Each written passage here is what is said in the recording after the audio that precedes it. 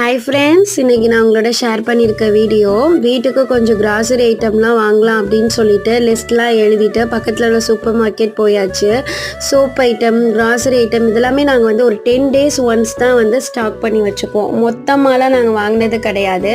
So இந்த time நம்ம ஏன் 1 மந்த்துக்குள்ளதை வந்து மொத்தமாக வாங்கி ட்ரை பண்ணி பார்க்கலாமே, அமௌண்ட் எதுவும் நம்மளுக்கு சேவிங் பண்ண முடியுதா அப்படிங்கிறதுக்காக நாங்கள் வாங்கியாச்சு. ஸோ நாங்கள் லிஸ்ட் போட்டது ஒரு 50-60 ஐட்டம் தான், பட் வாங்கினது ஒரு 100 ஐட்டத்துக்கிட்ட வந்துச்சு. ஸோ மிளகா மல்லியெல்லாம் அம்மா வாங்கி அரைக்கணும்னு சொன்னதுனால அதை கொஞ்சம் பல்காக வாங்கியாச்சு.